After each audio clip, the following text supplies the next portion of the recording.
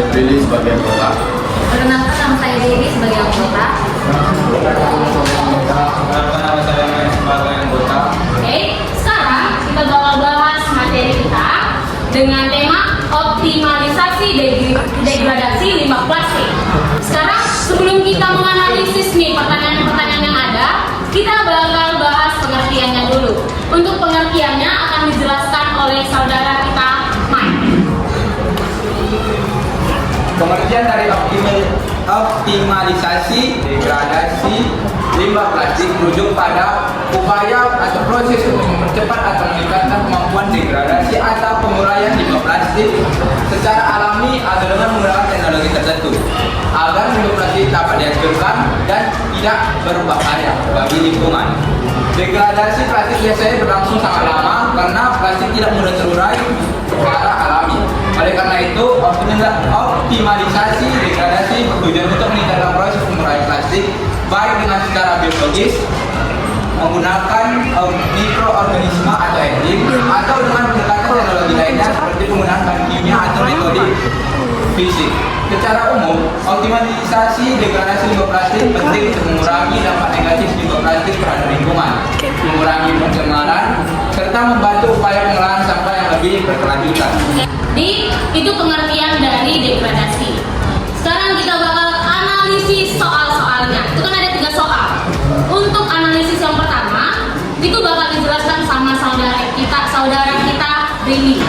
Jadi soal pertama itu, saat plastik yang dapat terdegradasi terurai, plastik dari mati akan dapat berurai sempurna menjadi karbon dioksida, udara dan senyawa organik lainnya. Namun, apa yang terjadi saat plastik lain yang mengandung atom seperti klor atau fluor terurai?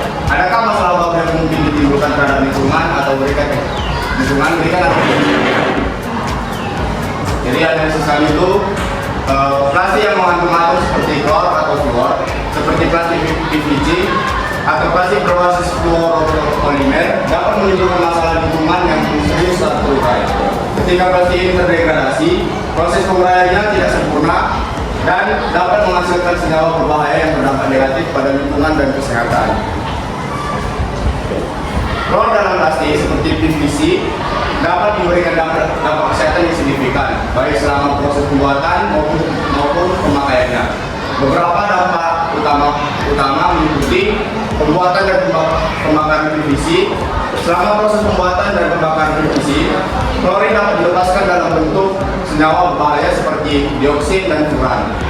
Dioksin adalah bahan kimia yang sangat berbahaya dan dapat menyebabkan berbagai masalah kesehatan, termasuk kanker, gangguan sistem kekebalan tubuh, dan kerusakan pada sistem reproduksi. Plastik yang mengandung atom klor atau fluor dapat menimbulkan masalah serius bagi lingkungan dan kesehatan manusia. Proses degradasinya yang tidak sempurna dapat menghasilkan senyawa berbahaya seperti dioxin, gas beracun, dan fluorid. Oke, itu dia analisis soal pertama teman-teman. Sekarang kita bakal menganalisis soal kedua yang bakal dijelaskan oleh saudari kita Laura dan saudara kita. Yang kedua itu, meskipun dapat digabungkan dengan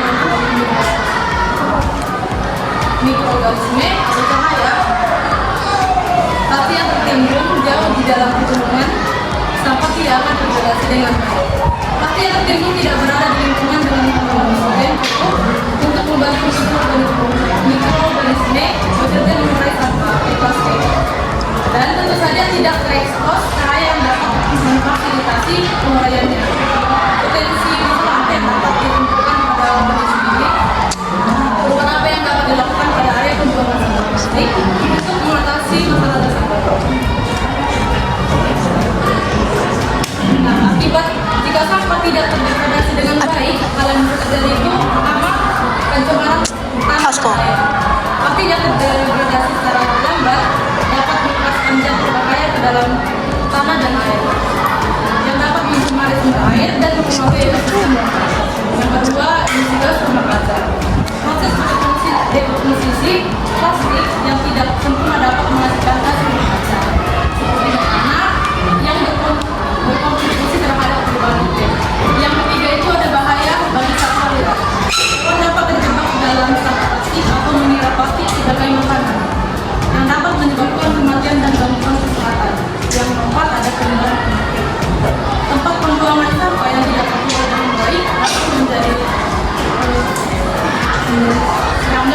menyebabkan penyakit ke manusia. Yang kelima itu adalah penurunan kualitas hidup. Timbunan sampah plastik yang dapat merusak pemandangan alam dan mengurangi kualitas hidup masyarakat. Saya kembalikan kepada moderator. Itu tadi kan akibatnya atau dampaknya. Sekarang kita bahas cara mengatasinya teman-teman. Yang akan dijelaskan oleh saudara kita Arang. Cara mengatasinya ada 5. Yang pertama itu pengelolaan sampah yang lebih baik.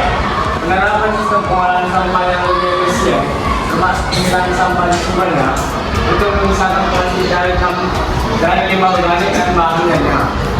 Yang kedua itu penerapan teknologi daur ulang.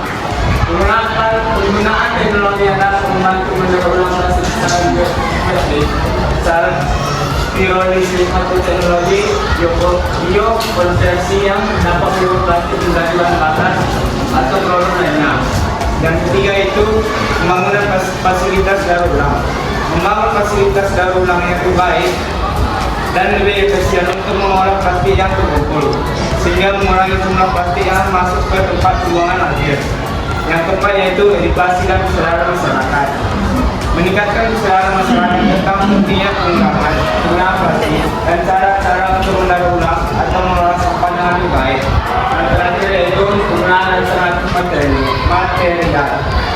Mendorong penggunaan bahan alternatif yang lebih ramah lingkungan dan dapat terurai dengan baik, seperti bioplastik atau bahan kemasan yang dapat terurai. Oke, kita bakal bahas nih pertanyaan yang terakhir yang akan dijelaskan oleh saya dan saudari kita Dewi. Selanjutnya kita masuk ke bagian bagaimana cara menggunakan kembali sampah plastik reuse menjadi barang yang berguna, mendaur ulangnya recycle secara sederhana, dan cara mengurangi reuse sampah plastik. Nah, selanjutnya adalah apa? Nah, di sini kan kita bakal diskusikan juga nih bagaimana tindakan nyatanya. Tapi nanti dijelaskan dulu sama saudari kita Dewi ya. Di sini caranya itu adalah kita melakukan tindakan nyata dari konsep 3R, yaitu reuse, recycle, reduce. Untuk mengurangi sampah plastik memerlukan pendekatan yang praktis dan kreatif. Berikut beberapa ide yang bisa kita lakukan. Yang pertama, reuse, yaitu menggunakan kembali. Gunakan kembali plastik untuk kebutuhan sehari-hari. Misalnya, kantong plastik bisa digunakan kembali untuk belanja dan sebagai wadah. Untuk menyimpan barang-barang kecil, botol plastik bisa diubah menjadi pot tanaman atau tempat pensil.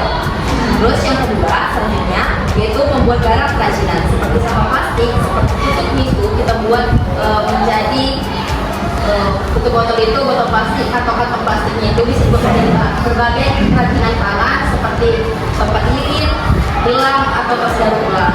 Ini adalah salah satu bentuk untuk mengurangi sampah plastik.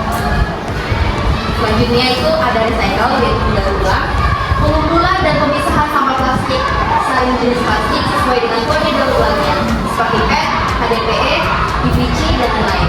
Setelah dipisahkan, pastikan sampah plastik tersebut bersih sebelum dibawa ke pusat daur ulang. Terus yang kedua, yaitu mendaur ulang plastik sendiri di rumah. Beberapa jenis plastik bisa dilelehkan dan dicetak ulang untuk membuat barang baru seperti pengenaman, bingkai foto, atau aksesoris rumah. Lainnya, ada beberapa permainan sederhana yang bisa digunakan di rumah untuk mendaur ulang plastik seperti mesin pencetak plastik atau alat pemanas untuk melembut plastik. Saya kembalikan kepada moderator. Oke, untuk yang ketiga itu ada reduce atau mengurangi. Kurangi penggunaan plastik sekali pakai. Nah, yang artinya gantilah penggunaan plastik sekali pakai seperti sedotan plastik, kantong plastik atau botol plastik dengan alternatif yang lebih ramah lingkungan seperti tas kain, sedotan logam atau bambu.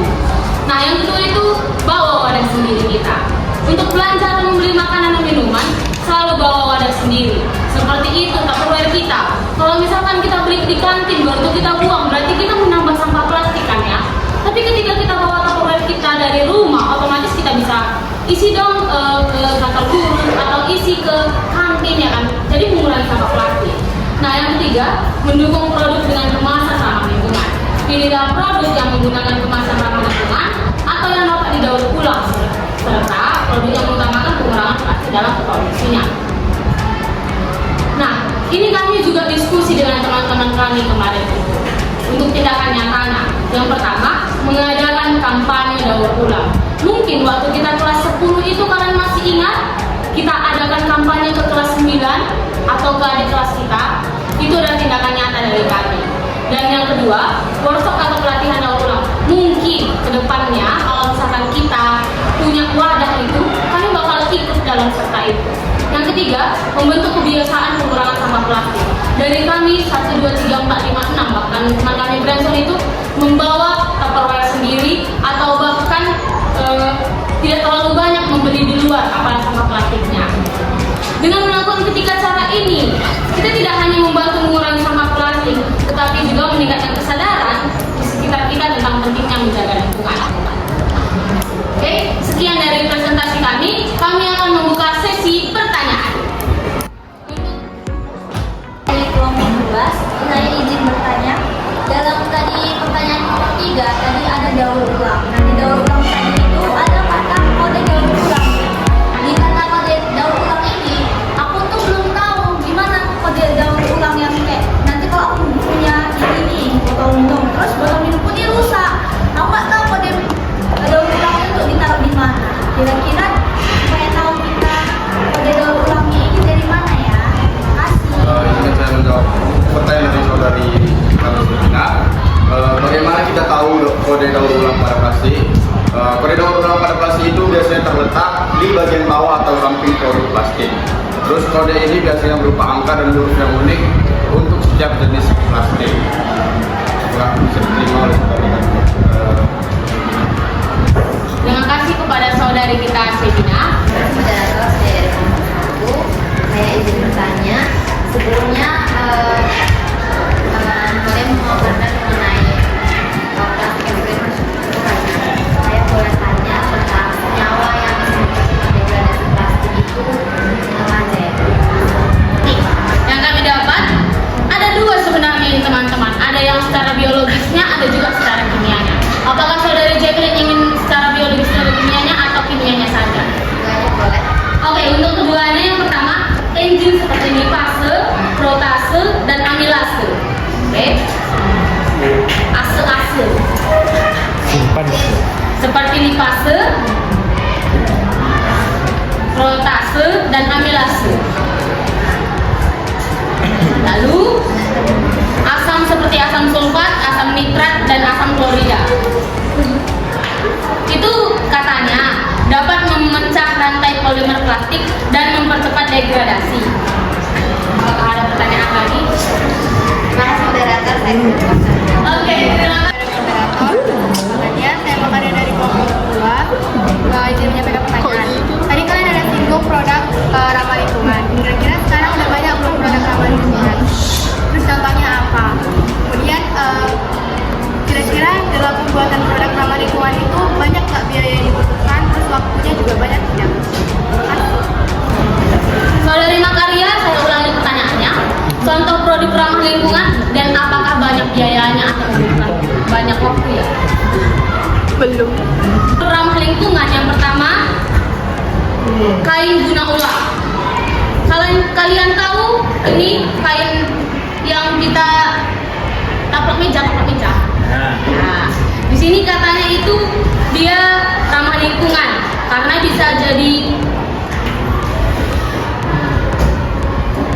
lap dapur dan lain-lainnya. Terus yang kedua, selain kain itu juga ada kain yang terbuat dari katun organik atau mikrofiber dan dapat digunakan secara berulang-ulang kali. Dan yang kedua, produk pembersih alami. Produk pembersih alami seperti sabun cuci piring, pembersih lantai, dan deterjen pakaian yang terbuat dari bahan alami dan bebas dari bahan kimia berbahaya. Yang ketiga itu tote bag atau tas belanja yang terbuat dari kain dan dapat digunakan berulang kali. Tote bag kan nggak perlu dibuang, bisa dibuang sih kalau udah jelek, tapi bisa juga dipakai berulang kali kan. Apakah saudari kita Makaria satu jawabannya? Pertanyaan saya satu lagi belum terjawab. Ya, waktu. Iya, apa itu? Ya, kira-kira berapa lama waktu pembuatannya? Oke. Saudari Makaria akan dijawab oleh saudari kita Debbie. Jadi Makaria untuk soalnya tadi apakah proses pembuatannya memakan waktu yang banyak. Jadi itu tergantung produknya juga. Kalau produknya itu kayak yang besar kayak gitu, itu membutuhkan banyak waktu untuk membuatnya.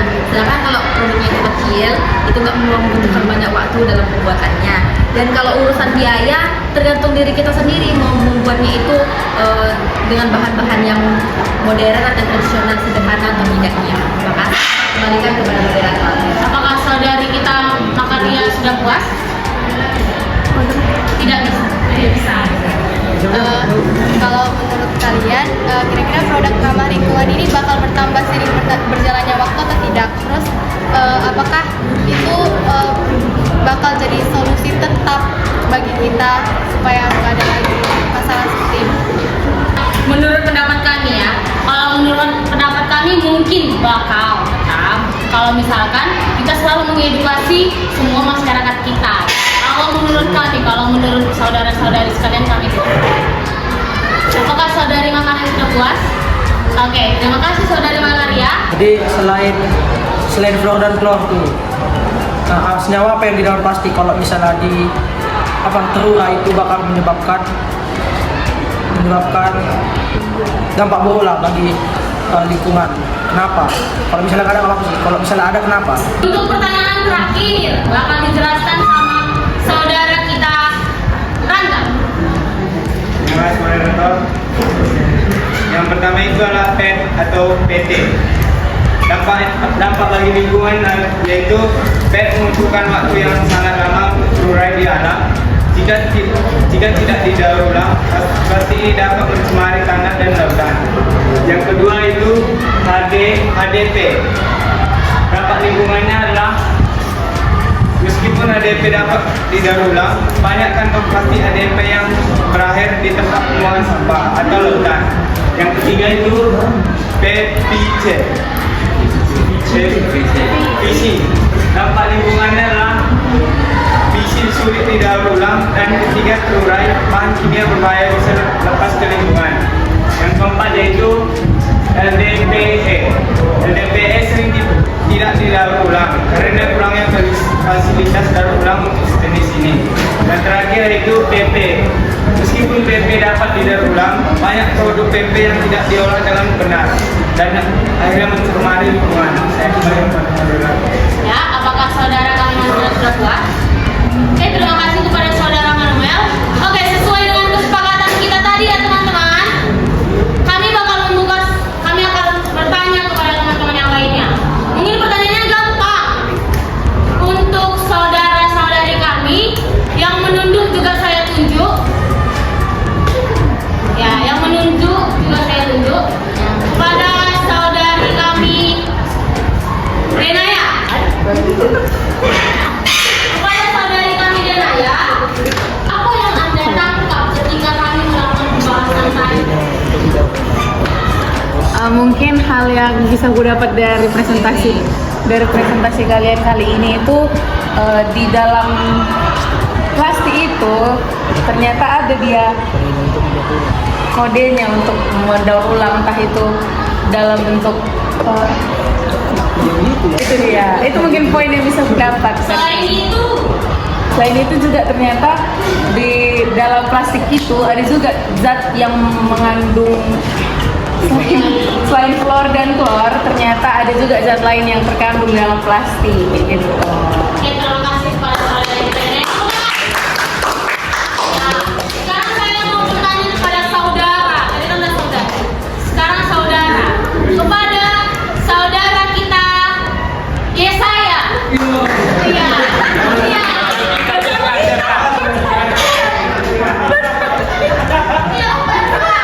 Jadi, nggak bisa sama, Bang. Nggak bisa sama ya. Tadi Kak Denaya itu 2 poin ya Kak Den? Sama. Kalau Abang lagi? Di sampah plastik itu ada penyebab. Itu tadi udah diambil sama Kak Denaya. Yang lain tuh Kak? Pentingnya apa? Mendaur ulang. Pentingnya mendaur